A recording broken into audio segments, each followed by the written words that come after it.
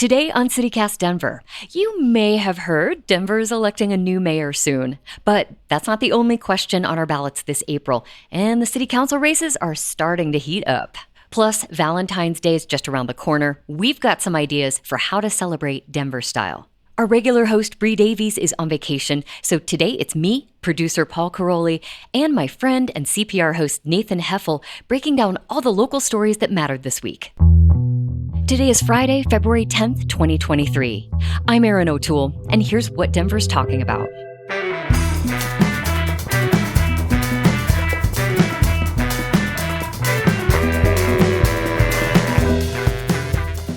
Welcome back to CityCast Denver, the show about the city where you can join the Mile High Club without having to get in a plane, leave the ground. You're laughing so quietly, Paul. I know you know what I'm talking about. Yeah, I know. I'm aware of this phenomenon in the world. Nathan, are you familiar with the Mile High Club? Yes. Okay. I've never experienced the Mile High Club, at least up in the air. Exactly, but right. With our elevation in Denver, you don't have to do anything. You know, birth rates are going down. I think the Mile High Club might be losing members. Uh-oh. How about that? Well, that's my take on the Mile High Club.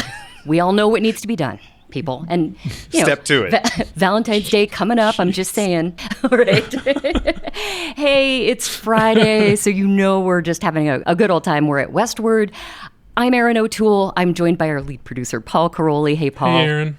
And that voice you just heard, first-time voice on CityCast Denver, but if you listen to radio at all in the Denver area, you know him, Nathan Heffel. Hello. Senior host at CPR News. You're so young. To be a senior host. Senior host, yeah. Well, all things considered needs a host, and I am that host. Yes. It's wonderful to have you here. Yeah, good to be here. We have lots of stuff to talk about, but I want to mention, actually, Paul, do you want to just share the CityCast news before we get into? Yes, the CityCast news is that we are growing and we are hiring. We are looking for a senior account executive here in Denver to join our fast-growing media company.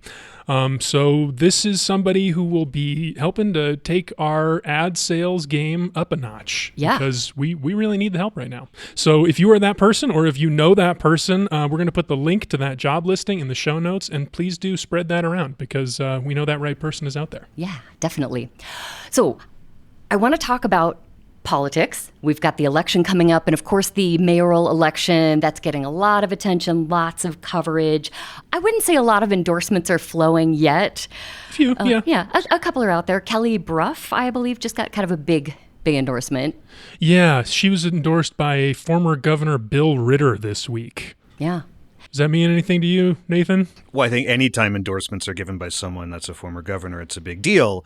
But I think the big question is, are endorsements even a thing anymore, right? Are we still, hitching our hat on the fact that endorsements are coming in? But that could go either way. But I definitely think it's a big deal. Yeah. There are a lot of candidates running for mayor, 17 of them still in the race at this moment. I thought Denverite had a really helpful piece on kind of like, how do you choose? Right, yeah. So Denverite reached out to 4 mayors, of course. You know all of the most recent mayors. You have Wellington Webb, you have Hickenlooper, yep. Et cetera, et cetera, et cetera. And just how do you go about running a city like this? And they had some really great insight into that. But I think the big question right now is there are so many of them. I almost think it's going to you're going to have to flip the ballot over to see all of the candidates that are currently running for mayor. I wonder if that's a big deal. I wonder if people are opening their ballots and being like, I don't care. Whoever's at the top. Whoever's first. Whatever. I would hope not. Right. there are better reasons that are still bad that you could make that decision. I don't know. I don't know how people vote. Politics is so confusing. I've said this before, but I always get so turned around when it's politics season. Yeah. And especially with a field this big. And, here at CityCast Denver, we are attempting to talk to each and every mayoral candidate. Mm-hmm. You can hear those on the weekends. They'll be in your feed, so make sure. And Paul, I know you're doing a lot of these conversations. What are some of the fun things that are standing out to you? I mean, we had, last weekend we had Representative Leslie Herod and we had Renata Behrens who I spoke with, and I have not had a chance to talk much about that, but that was such a joy to go to Windsor Gardens, the retirement community where she lives, to track her down. She has zero presence on the internet. No one else had talked to her. I knew nothing about her. I was going in totally cold, and just to like get to know this person who had the audacity to step forward to collect 300 signatures, which is 300 conversations where she is talking to real people and convincing them that she should be on the ballot, and get to know her. Like, and she really was just a regular person, totally unpolished. Like, after the interview, she was telling me, like, she was asking me, like, how did I come off? Like, what did you think? What did you think about that idea or this idea? And it was just like, I don't know if she's had a lot of time to like test these things out. So it was just a fascinating experience. I think that interview is interesting to listen to. I think it'd be impossible to come away from that and not know exactly how you want to vote on her. But all of these have been fun. I mean, we've got another couple running this weekend. Lisa Calderon, Bree spoke with earlier this week. Our host, Bree Davies, spoke with. And then we should have another one. We're supposed to talk to him later today. I'm not going to say his name, but because I don't know. You know, it might not happen. That stuff happens sometimes. I know you know that, Nathan. I do. But yeah, it's been very illuminating, the whole process. And we really want it to be helpful, too, so you can go check out everything. And if you're like me in college, you're going to cram the week before the election, you can go find them all at denver.citycast.fm. I want to get to the other big part of this election, which is the city council races. We've had a couple of debates already, and a few of these races are really jumping out, not necessarily for good things. I got to start with this District 9 race. That's the seat that's held by Councilwoman Candy Sidabaca right now. Paul, what's going on with this race? Well, Candy Sidabaca is a firebrand on city council. She is known frequently as the lone no vote. She strikes her own path and she stands up for what she believes in. And that has been controversial. I mean, some people really do not like her and have been waiting for this election to vote against her. The two people that have stepped forward against her are both pretty interesting, in my opinion. There's Quan Atlas, who's worked a lot with Mayor Hancock and now runs this 5 Points Atlas publication that's affiliated with the city. He seems to have a lot of, like, in terms of policies, he seems to agree with Candy a lot, but he's more making an argument about, like, effectiveness, like whether or not, like, saying he'll be able to actually, like, you know, build relationships and not maybe be the lone vote so much. The other person is Daryl Watson, who's like more of an establishment guy, it seems to me. He's worked in finance. He ran unsuccessfully for council in 2007. Nathan, has this race caught your eye at all? I think the big thing that's coming out of this is the fact that there are already those postcards that were sent that essentially pegged Candy as being a no vote, like you were saying, and the fact that there is this anonymous group out there sending these postcards to potential voters saying, Candy Sidabaca is this no vote, you don't want to vote for her. It's really interesting. It's not illegal, apparently, because there is no call to action. Vote for X or do X. Yeah. And Candy, of course, is all over this and very upset the fact that this is still going on. And no one has come forward. We don't know who has sent these. Of course, there's some good ideas, I think, that maybe you've seen. I have a guess, yeah. Yeah, exactly. But I think that just shows that these races are going to heat up, and it's starting so early, and that these cards are coming out, these postcards are coming out, that people are going to be wanting to be involved because you have the golf course issue downtown. And what will become of that open space? Will it remain open space, or will it become apartments and parks and things like that? Yeah, I mean, I think that's, if I were to guess where those mailers came from, I would say it would stem from the Park Hill golf course fight. She has been such a vocal opponent of that development plan.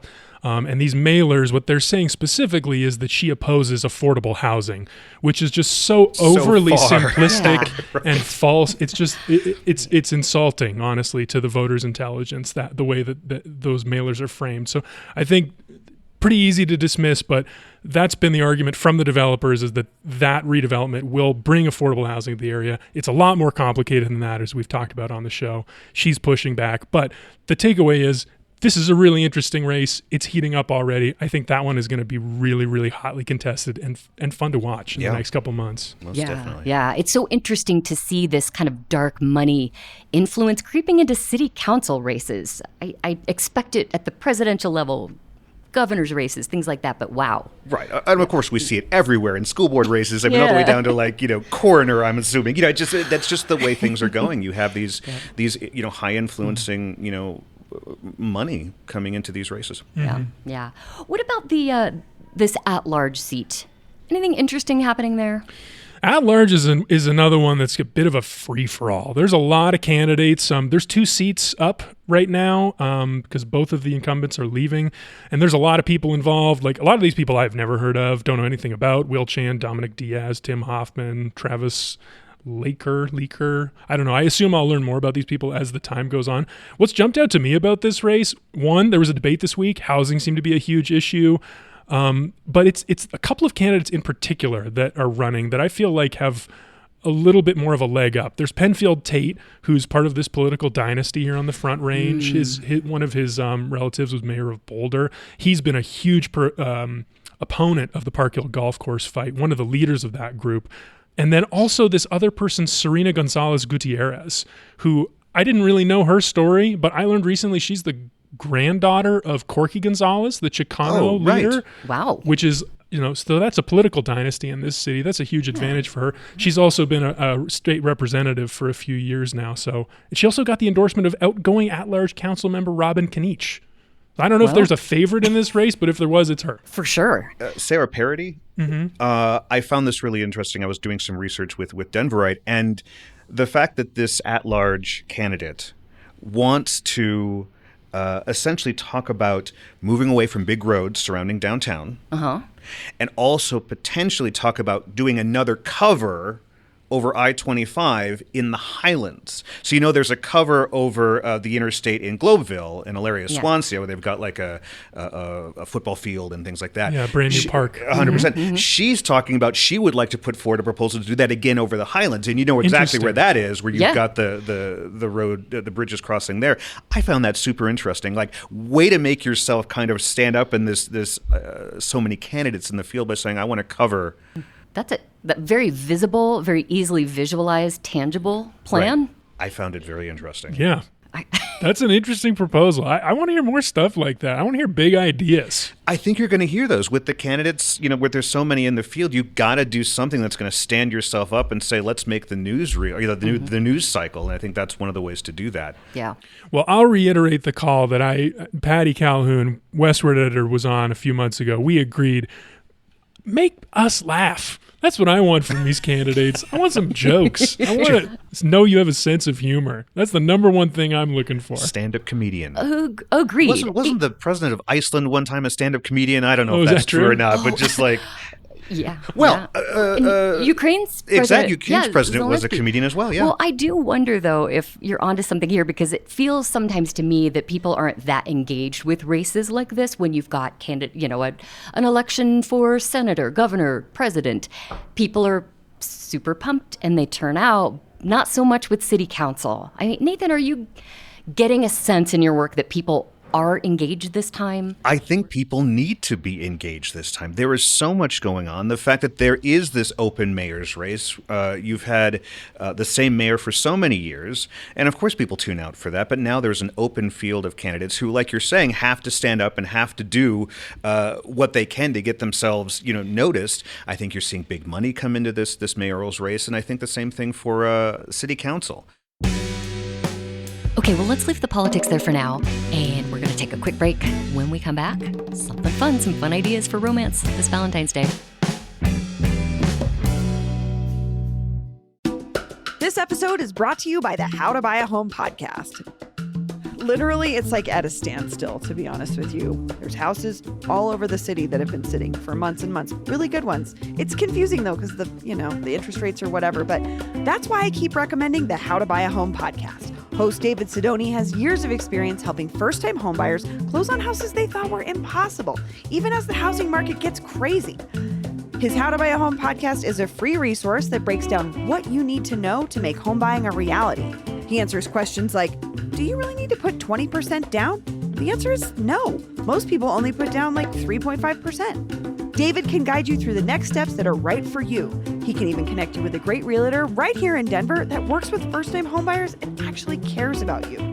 Start listening to the How to Buy a Home podcast today at howtobuyahome.com or wherever you listen to podcasts. If you have questions, you can ask David directly at howtobuyahome.com. Visit howtobuyahome.com and make this the last year you rent. And we're back. I have exciting news for fans of romance. Valentine's Day is coming up. It's on Tuesday. You can tell how very into it I am. Are you not? No, I'm not. Never have been. Nathan, I really wanted to bring you on to talk about this because you are one of the most romantic people that I know. Thank you. And you're such a good planner. Yes. I thought you'd be fun to have on for some tips.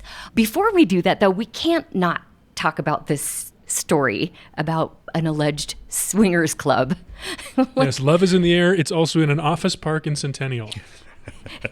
And this is, it's called The Office, which I think is brilliant. Honey, I'm going to the office. Okay, great. Don't forget your travel mug. Leave your keys in the basket. Yeah, if you missed this story, it is in our Thursday newsletter, Hey Denver. You can check that out. But according to the Denver Post, the suburb of Centennial has filed a lawsuit against the owner of The Office, a sex club that the city says is operating in a part of Centennial that does not permit sexually oriented businesses. What is going on at The Office? People are having a good time. People are having a good time. They're being themselves. Yeah. Expressing themselves. Apparently, I read this story, you can pay $1,000 for a very specific office in the office to do what you may. I hope they maintain the whole office thing, the whole office theme throughout the entire concept of the literal business. theme from The Office plays when you walk into the... Oh, well, that too. That would be Yes. nice. But who gets the corner office? Who's in the conference room today? But I love that Centennial isn't upset about the theme of this place. It's just it's in the wrong place. You can have it on the east side of I-25 assigned, but this is on the other side, and you can't have a swingers club on this side of I-25. We're fine with it, just not there. Yeah, 100 yards away, we'd be totally fine with it. The nature of the violation is so boring, it makes you think it's part of the theme of the club. Exactly. It is so bureaucratic. Yeah. Paul, I know you were looking at this story. What are some of the things that people might see apparently peering through the windows if you're a reporter? That's classic I reporting. love right there. this. Was big up. Let me get who wrote this story. okay. This is John Aguilar. Oh, yeah. Actually went to the office, and it's pretty obvious when you look in the window because you can see a whiteboard that says things like $25 for a single female, $50 for a single male, $50 for couples. Interesting pricing scheme. It's more at the door. And then the best part, please change your own sheets with 2 underlines. I bet they've had experience with that. Someone didn't change their sheets again. Yeah, please handle this yourself. It's so interesting, the office culture, generally we know don't microwave fish at the, in the break room. Please change your own sheets. Yeah. That's a good rule for both. I think so. Anyway, whether your Valentine's Day plans include The Office or not, I want to talk about Valentine's Day with you, Nathan. I did allude to the fact that I am not super into it. My husband and I we decided early on when we were dating, we're not going to make a big deal out of some of these holidays. And it's a lot of pressure sometimes. Got to have the perfect thing to do. Paul, are you a fan of Valentine's Day? Do you celebrate? If it's on a weekend, my wife and I will go out. This year, I don't think we will, but we did something last week that I think was a great romantic activity that I do want to recommend. There is a nationwide blood shortage happening. So if you want an activity that is straight from the heart, go give some blood with your loved one because people need it right now. And honestly, it is a great activity to do together. You can have a little beautiful race. Whose blood is coming out faster? Squeeze each other's hand so you can get that blood pumping. Squeeze each other's hand. Yeah. It's a really nice thing to do together. And the phlebotomists are always there and game and having a good time. And phlebotomist. My favorite word of the day, phlebotomist. It's dinner and a show, too, because you get the snacks afterwards. You can have a apple juice, crummy chocolate chip just cookie add some and an apple champagne juice to the apple juice cup, and you'll be good to go. You'll be on the floor, but you'll be having a good time. Hey, I love Chips Ahoy. That seems to be standard post-donation fare. I wish it was Chips Ahoy, Aaron. Oh, it wasn't that not good. as good as Chips Ahoy. It's one rung down. Ahoy Chippy, the Schweppes version. Nathan, how about you? What is your relationship with Valentine's Day? It's fraud. It's a whole thing. My husband and I, we've been together, oh my gosh, nearly 24 years. In Maryland, we went to a restaurant together on Valentine's Day, and it was like packed. Everyone, of course, was there for Valentine's Day. Yeah. And this woman was coming around handing out roses, right? And clearly, every woman got a rose. Mm-hmm. And then they come to me and my husband, William, and she just kind of sits it in the middle of the table and backs away. And it was like I felt the entire restaurant was just waiting to see what would happen. Huh. Most embarrassing meal I've ever had. But that kind of turned me off for years to Valentine's. I can but imagine. then, we've kind of gotten back into it. And but we don't go on Valentine's typically just because we do it like a week before or a week after. Because it's just, especially in Denver, I was looking, the fact that there are Valentine's Day packages, $150 a person plus $90 for wine. Oh, and it's only available at 9 p.m., right? Right. I can't imagine, especially, being romantic at my age at like 10 o'clock at night, going to dinner until like 11 or 12.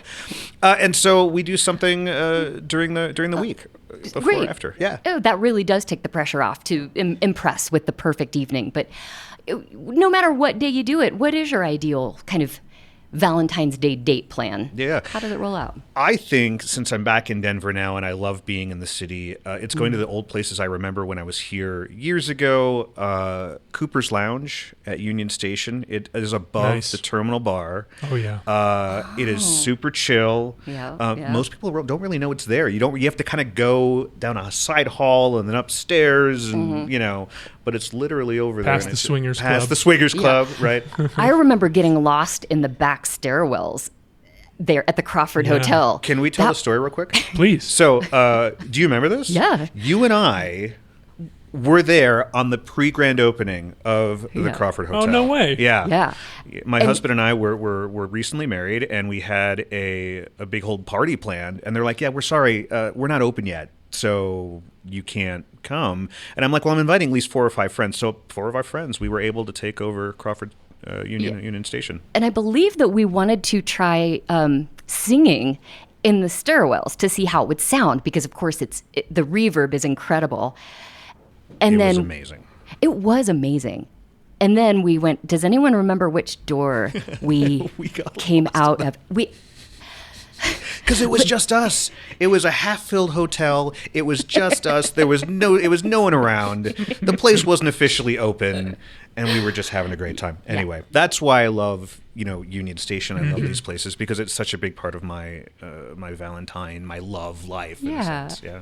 I think that's a great way to celebrate something that is meaningful to you. It's kind of sad, though, if a place you used to love isn't open anymore. Do you have any recommendations for people who maybe are going to try to book something last minute? Or Can I take this one? I Yeah, got one. please. Best Valentine's Day I ever had. My wife and I got a heart-shaped pizza from Papa John's. Awesome. Nice. Awesome. heart-shaped pizza, is it just, do they cut it in half and kind of cut it into that shape? How does this happen? They pulled the dough, and the geniuses at Papa John's have figured out a way to bake it so it stays in a heart shape Okay. afterwards. And Yeah. it tastes the same, but it is awesome. And they're doing a heart-shaped pizza baking class on Valentine's Day at one of my wow. favorite new pizza places, Joy Hill on South Broadway. Comes with some wine. Sounds like a whole romantic affair. That's my recommendation for folks this year. And there are spaces available still. I have no idea. I hope there are. That is the biggest thing. Sorry, you're booked. Color me 0% surprised that Paul's ideal Valentine's Day comes with pizza. He's our resident Yeah, you pizza know me. fanatic. Yeah. Nathan, hit us with a few recommendations. I'm thinking food. I'm thinking drinks. One of my favorite places that I'm going to go for drinks if I can get in is BNGC. That's that speakeasy underneath the House Salon Hotel in Cherry Creek. Have you heard of this place? No. It is Yeah, amazing. go on. So Say more. basically, it is a literal speakeasy in the basement of this hotel. You walk behind the House Salon Hotel. Okay. There's a doorbell, a very ornate doorbell. You ring it. Host comes up, takes you into the basement past steam vents and past electrical boxes and opens this door, and you're in this 1960s speakeasy. It is the most amazing thing. You used to only be able to get in with the telephone number, and you texted saying, hey, I need 2 seats at this time.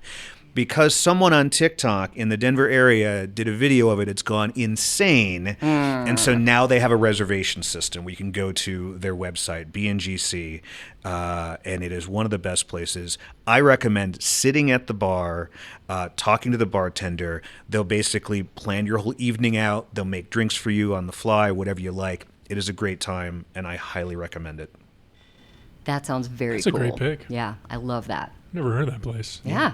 All right. GC. And I have none because I'm not celebrating Valentine's Day. I just think it's kind of stupid. So you're going to sit at home and watch Netflix. I will Netflix be in and my chill. That is Valentine's-ish. You're right. And I think it's special to us. We'll be in our PJs, and this is the life. That sounds sad. It's not, I promise. Hey, we are going to take another super quick break. When we come back, we'll have some great things for you to do this weekend. Cool. We're back, and it's time for the official CityCast Denver maybe for your weekend, as in maybe you'll see us there. Because as usual, there are so many cool things happening all over Denver this weekend, and we have opinions. Adrian Gonzalez rounds up his best bets in our newsletter, Hey Denver, every week. He's here right now to give us some of those top picks. Hey, Adrian. Good morning. So, guys, it's been 25 years, and it's time to settle the debate. Okay. Okay? Does Jack fit on that door? So it is the 25th anniversary of the movie Titanic, of its release, and so they're re-releasing I saw it in that people theaters. were debating this. Yeah. Yes, it'll be back in theaters starting today through, I think, another couple of weeks. Oh. The weird part is that they're re-releasing it in like 4K, which is great. You'll get to see, even more of young Leo. But it's also in 3D, which is my personal nightmare. Bring your own blanket and door. I'm not really sure I can handle 3D watching that ship go down. I really don't know. Titanic rules. That movie's so great. I revisited that a couple years ago. I would love to see that on a big screen. Also, here's a little treat.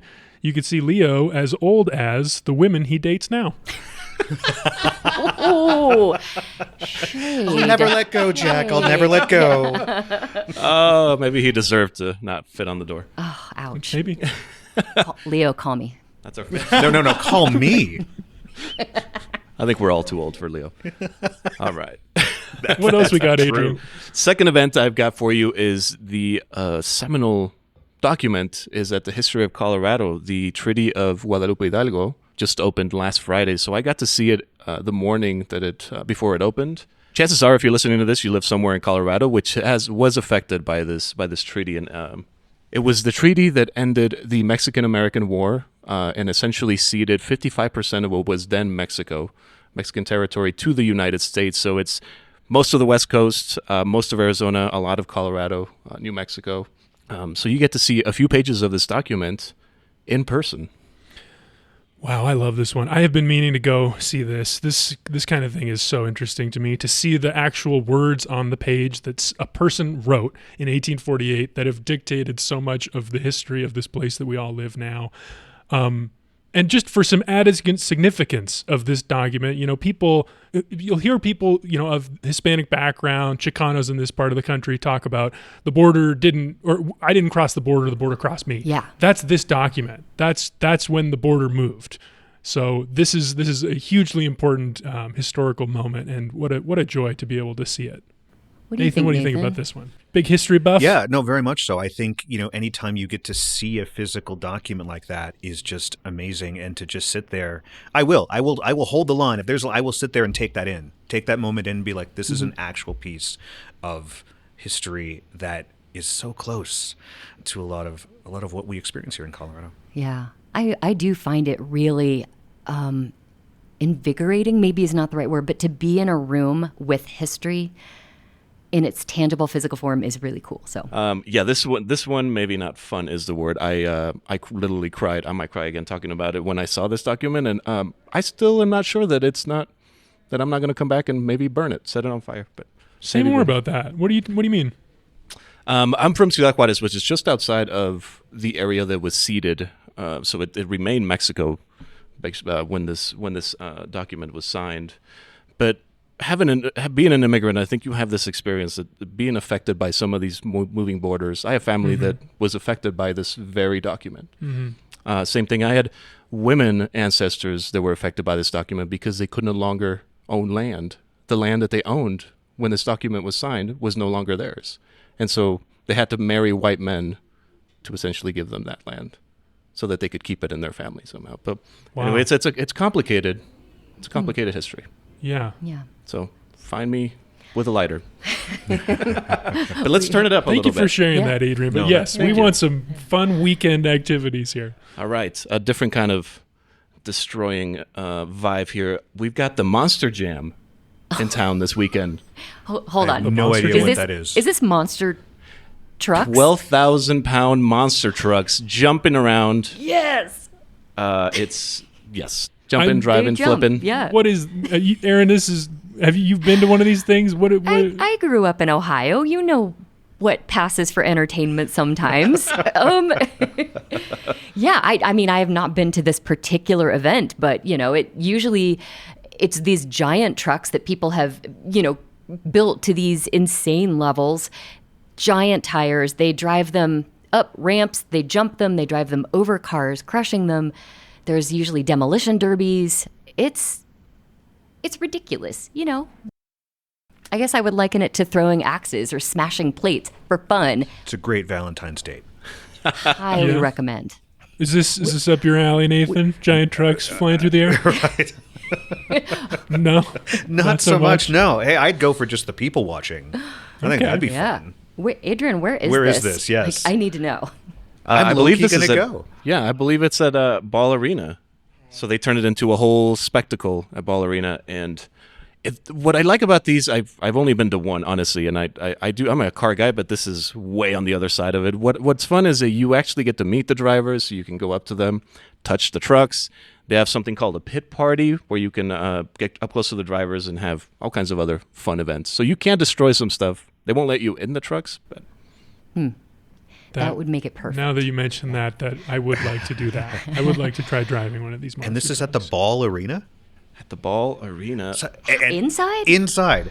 So how do you get like the sand in there and the dirt and the track and... It's a whole... I'm just going to go to see that. Yeah. Technically, how to do that. I'll talk to the guy being like, how did you do this? That sounds like you, Nathan. Yeah. Not so much for the trucks smashing into each other, but I don't know. Seriously, it actually can be kind of dangerous too if you like that element of risk. Flying That's there, too. tires and things Flying like that. tires, yeah. rollovers, yeah. All right, what else we got? All right. Since I can't say the name and neither can Flight Co Tower, they have a superb owl all-you-can-eat buffet for $20 for Super Bowl Sunday. Oh, I said it. Superb owl.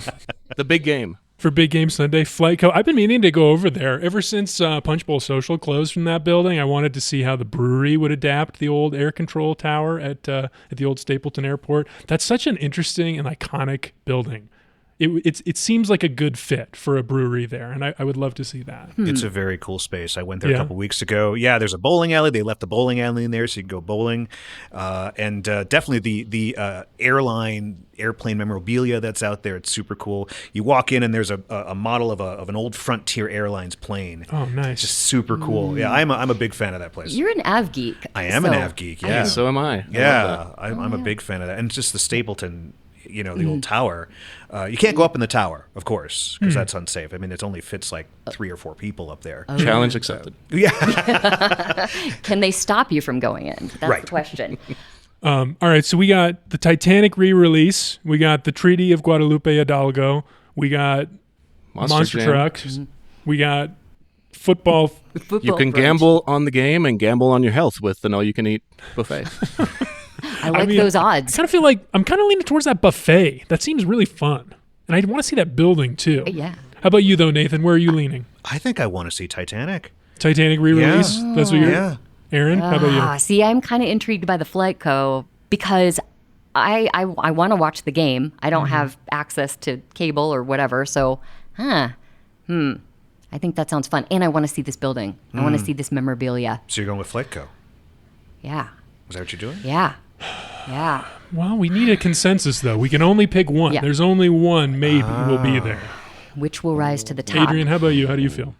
I'm for the Super Bowl. I think I'm not usually watching the Super Bowl, but in this situation, I like when it's eventized like this. I'm gonna try to eat. They also have something called walking tacos, which if you don't know, you get a little bag of chips, usually Fritos, and put all kinds of things that you would put in a taco. This is speaking of street food and street tacos. You just throw in ground meat, salsas. It's delicious. Well, that kind of Again, gamble on your health.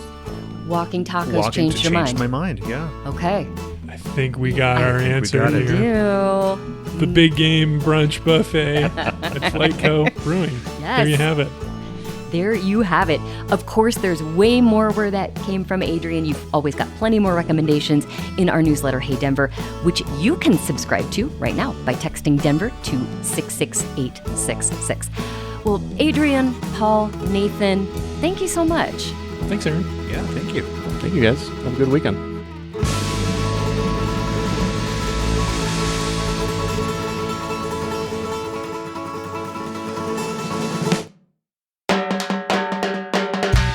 That's all for today here on CityCast Denver. Our producers this week were Paul Caroli, Lizzie Goldsmith, and me, Aaron O'Toole.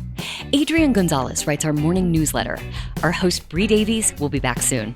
Our music is by Los Mocochetes, with additional mixing by Tyler Lindgren. If you haven't already, subscribe wherever you get your podcasts. Follow us on Twitter at CityCast Denver, and tell your Valentine about us next time you see them. You can sign up for our daily newsletter, Hey Denver, by texting Denver to 66866 and learn more about us at denver.citycast.fm. See you next time.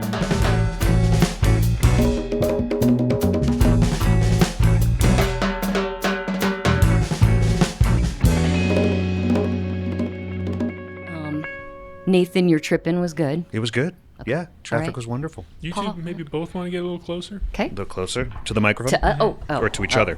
You know, we're... How's that? Is that better? Okay. Yeah, that's better. We used to work very closely. We did used to work very closely. I will say, huh? The old team back. The old team back, yeah. Yep. Yeah, KUNC. Band's back together. Band's All back right. together.